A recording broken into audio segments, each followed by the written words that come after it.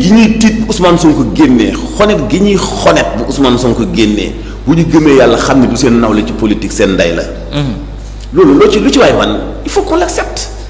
léegi nag comme dégg nañu li ñu leen wax mooy am leen fu lay gouverner te bañ a topp benn interprétation jël minorité bii di majorité lu teg leen na leen de côté doxal Sénégal parce que yàgg yéen nañuy laaj ay compte incha allah bu ñu ca yeggee 2029 yéen nañu naan Sénégal gi ñu leen joxoon nan ngeen ko doxale woon.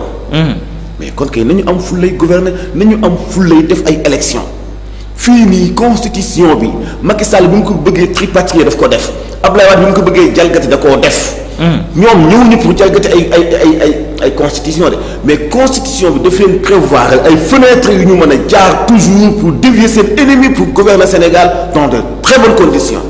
nañu am fu lay jël dogal boobu. voilà mais ñoom député yi peut-être je me dis bu moo ko waxee mooy ñi nga xam ne ñoom ñoo nekkoon peut-être ci majorité bi ndax waruñu woon a seddal moo ko waxee mooy jamono ji da ngay sentir que ni amatuñu pexe ndax boo déggee seen président groupe parlementaire kàddu yu mu yëkkati démb mooy Ousmane Sonko bu ma nee na day jiitewaale assemblée nationale yóbbaale ko xam nga loolu waxu xool bu jeex la waxu peut-être ñàkkati xam foo jëm moom moo tax ñu koy def est-ce que peut-être waruñu woon a mën a seddal rek à ce que les loi bi ñu wala li ñu doon voté keroog mu mën a jàll les mbir yi daal di continuer ci jàmm. non Khalifa waa Benno Bokk Yaakaar bu ñu leen demandé ñu seddal nañu tàngal. day gën a métti ci ñoom. waaw nañ tàngal parce que ñu ngi seen dernier coup. xam nga ku desewul lu dul benn cartouche. te xamul foo koy dóor ku la yërëm dafa waaba jiiba. waaye amuñu benn conseil bu ñu leen di jox parce que sequñu ko ak ñoom amuñu benn orientation bu ñu leen di jox parce que sequñu ko ak ñoom. li ñu leen di jox comme orientation nañu def lu ñu mën ci doole ba xam lan la di leen jëriñ seen dernier cartouche la ñu dese parce que moi je dis même Benno Bokk Yaakaar ça n'existe plus ay benn ëkki APR donc ñoo fay nekk bañ lu tujjugoowuñu dëppwuñu parce que ku nekk da ngaa bëgg a nekk leader ku nekk da ngaa bëgg a nekk ponkal ku nekk da nga foog ne yow yaa jiite te kenn amul ci base politique. te même base politique bàyyi joxul nit pouvoir peuple bu Sénégal bi nga xam ni 18 millions la ñu am ci 5 millions yu bind ci liste yi ñooñu 3 millions et quelques voté ci. 3 millions et quelques yi kii gagné am ci 2 millions et quelques tey boo seetee li tax président Diomaye nekk président de la République du Sénégal boo seetee nombre de voix yi mu am bu matee 2 millions yi day. du ko ëpp lu am solo. du ko ëpp lu am solo ci 18 millions loolu moo tax Seydi Cheikh Ahmed Tidiane Sy Al Maktoum daañu wax ni présidence Afrique dafay am légalité mais du am légitimité. mais avantage Ousmane Sonko mooy 16 millions yi des te voté wuñu dañu ko ëmbal cofeel te ci 16 millions yooyu am na ñoo xam ne noppi nañu pour bindu jiwaat voté waat. am ñoo xam ne motuñu woon a bindu te daañu bindu jiwaat. uniquement pour gën a may doole président Bassirou Diomaye Faye beneen bi ci des am na ñoo xam dañuy yokkuwaat ci électorat bu Sénégal pour du ñu amaat assemblée bu mel ni assemblée bi weesu assemblée boo xam ne ki leen jëkk a fal moo leen jëkk a ñàkk yéene teraanga ba jëndalu leen oto. assemblée boo xamante ni bii député day taxaw ni man député diw laa assemblée boo xamante ni bii. da ngay taxaw di tàgg say maam même bu ñu xamul sa maamu démb. assemblée boo xamante ni bii da ngay wax lu dëgg te du la déranger. assemblée boo xamante ni bii da ngay taxaw di saaga institution maanaam di yàq ministre lu la neex dara du la ci fekk. assemblée boo xamante ni bii ay gendarme ñoo ko installé. assemblée boo xam dañu woote rencontre waa Benno Bokk Yaakaar jiitu fa député yi duy salle ba mu fees. assemblée nationale boo xam ne vraiment mérité wul dund lu ëpp li mu dund. c'est bien calculé assemblée nationale bii fi nekk mérité wul dund lu ëpp li mu dund ña fa nekk nag di wane ni ñoom ñoo am majorité. ñu leen di woowee waa Benno Bokk Yaakaar bu yeboo ñu xam ne jeexal nañu bu ñu leen jox benn conseil comme dañu entamé benn rapport de force. motion de censure nañu nekk ci rapport de force boobu après ñu xool ñun fan la ñuy mujjee ak ñoom. voilà justement bu ñu daal di peut-être jóge ci assemblée nationale dañuy daal di mën a décortiquer rek li nga xamante ni moom mooy amaana kàddu yi le premier ministre démb daal di yëkkati ndax dafa laal ci ay points yoo xamante ni bokkul yu am solo nekkul sax peut-être ci aspect politique bi la laal mais am na yeneen points yoo xam ne Ousmane Sonko daal na koy laal démb ci ku ko déglu bu baax a baax ban jàngat nga mën a daal di def ci kàddu yi nga xamante ni le premier ministre daal na koy yëkkati. comprendre nga Khalifa sa question de. kàddu yi Ousmane Sonko yëkkati démb. ñu bari peut-être dañu daal di focaliser wu ci li nga xamante ne moom mooy li xew ci assemblée nationale mais amaat yeneen point yu bokkut ak loolu loo xam ne Ousmane Sonko laal na ko nit ki peut-être ñi nga xam ni dañu nekkoon ci régime bi en tout cas ñu war leen a mën a topp bu fekkee dañ leen war a mën a topp am ñoo xam ne ñu ngi daw di génn parce que mu ngi koy wax mu ne am ñenn ñoo xam ne ñu ngi daw di génn waaye ñi ci des moom du ñu génn ndax lépp dinañ ko teg ci yoon te daañu leen topp. waaw mais loolu intéressé wu leen. li tax intéressé wu leen mooy.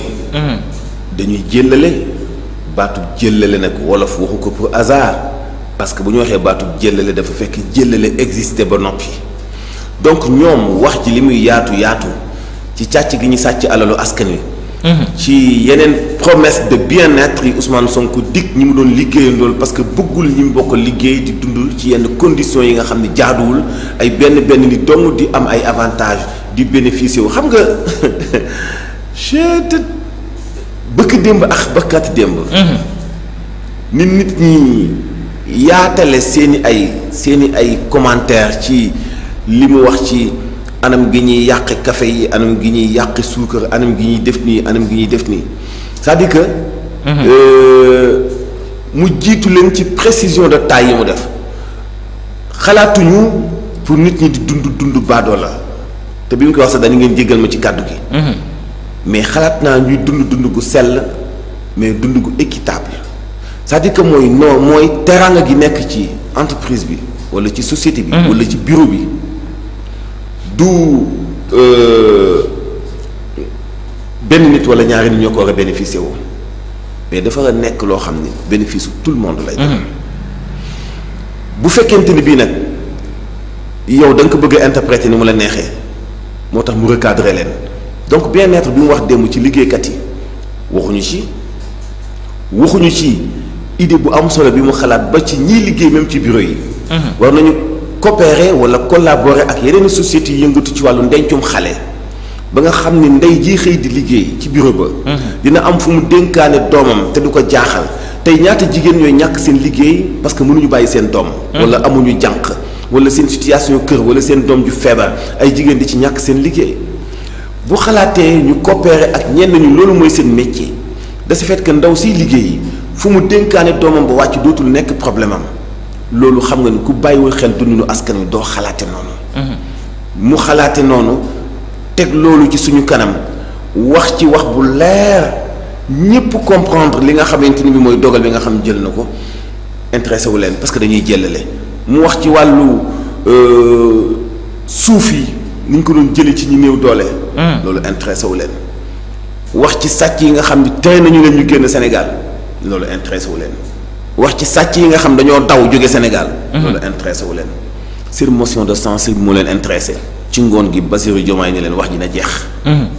foofu lañ toll c'est-à-dire que dafay wane juste li Moustapha Diop doon wax. Moustapha Diop Walfadjri nee na booy seet ku ñàkk a respecté askanu Sénégal ba yëg si ci député yu coalition Benno Bokk Yaakaar yamal foofu parce que ñoom. ni ñuy doxee day wane carrément ni askanu Sénégal yéen li leen intéressé wu ma. yéen li leen soxal lu ñu yéen li leen yitteeluñu dans ce cas amatul compatibilité diggante député yi jàpp ñoom ñooy majorité muy député Benno Bokk Yaakaar ak askanu Sénégal amatuñu compatibilité. mënatuñu composé wu mënatuñu nekkatul benn nekkatul ñoom parce que li soxal askan wi soxalu leen. li intéressé askan wi intéressé wu leen donc bu ñuy wax lu jëm ci askan wi ñoom loolu du leen intéressé. donc moo tax discours Ousmane Sonko bi li muy yaatu li muy am solo ñoom li leen ci neex dong lañ ci jël muy seen affaire motion de censure boobu ak seen caaxaan yooyu nga xamante ni bii Moussa Diakhaté moom a nga fa nekk di fipp di tontu mun nañ ko comprendre parce que bu fekkee ne soog a nekk député c'est mon frère. vraiment il faut ma tooñ ko nag quoi. booy soog a nekk député yàgg góor ci wala am mandat wu juróomi at bu ñu ko bëggee écouter ci ñaari at fokk nga yëlbu. beneen bi ci des ndeysaan xam naa dafa jàng droit daa bëgg lool affaire loi règlement intérieur commission de loi commission d'enquête parlementaire. ndeysaan yooyu moom bëgg-bëggam la quoi mon frère Moussa voilà fokk ma tooñ ko. mais li wér tëwoo moo di ni ñoom xam na ni kiy gouverner Sénégal bu bëggee gouverner Sénégal fokk nga jël sa ay responsabilités pour xam fi ngay teg sa tànk parce que am na yoo xam ni duñ ko nangu bëgg jiite doxal ba noppi ñuy fakkastale say tànk tout le temps mënul jàll. voilà benn point bi nga xam te wax nga ci peut-être ñu mën ci daal di taxaw mooy ci ñi nga xam ni Ousmane Sonko li mu leen daal di wax bokk na ci kenn dootul wala ñenn ñi dootuñu génn parce que ñu ngi gis ñenn ñoo xam ne génn nañu amaana duñu ñëwaat mais am na ñoo xam ne dañu daal di xëy tey bokkoon ci régime bi fi daal di jógee di commencer tontu Ousmane Sonko ci loolu ci naan warul di ndamoo ñenn ñi nga xamante ni dañ leen daal di teree génn fi nga xam ni moom mooy Sénégal. non xam nga bu ñu waxee Ousmane Sonko moom. mënut a ay kenn mu génn Sénégal. te waxul ni itam damay tëj Sénégal kenn du génn Sénégal. mënut a wax ni itam man maay wut kuy génn ak ku dul génn. dafa wax ni dafa am ñu dénkoon alalu askan wi ñu téye ko téyewul woo xam ni baaxul def ci ay jalgati def ci ay sàcc def ci ay njuuj njaaj. ñooñu nag bala ñoo dem fenn dinañu leeral li ñu leen dénkoon. nan lañu ko téye woon parce que alal ji alalu Sénégal la. du ñu jël lu million nit mën a jariñoo ci ay infrastructure ak ay avantages ci seen dund ak seen dund ni njaboot benn nit jël ko war na ko ba noppi toog di noos ak njabootam. c'est pas possible suuf soo xamante ni bii junni nit mën lañu fa am dëkkuwaay benn nit jël ko accaparé ko def ko titre foncier moom ko yooyu mënut a nekk suuf soo xam ñëpp ko bokk ñu defoon fa infrastructure ñu nasaxal infrastructure ba dagg ko ay parcelles jox ko ay nit. mel nit ñi ñu koy jox ñu gën a doon sénégalais yi sénégalais loolu xel mën koo nangu loolu kenn du ko bàyyi mu jàll. donc am na droit en tant que premier ministre ni képp koo xam ni moomeelu sénégalais yi awoon na ci sa loxo bu fekkee téyewoo ko téyewul bu baax bu fekkee toppatoowoo ko bu fekkee jalgati nga ko mais yoon nga amal affaire du Ousmane Sonko moo la aay nga génn Sénégal. du Ousmane Sonko moo leen di aaye ñu génn Sénégal parce que mënu leen aaye ñu génn Sénégal du Ousmane Sonko mooy xeex ak ñoom du Ousmane Sonko mooy defante ak ñoom daf leen ni. yoon a ngi fii di contrôler alalu askan wi képp koo xam ne sa loxo takk na ci alalu askan wi képp koo xamante ni bii sàcc nga képp koo xam ne jalgatikat nga di nga ñëw leeral ko ci kanamu Sénégal yi waxul dama leen di tëj waxul dañ leen di bundu xataal. waxul dañ leen di métital li mu leen wax mooy dossier yaa ngi fii te ñun binduñu dossier xam nga ne Ousmane Sonko deful enquête.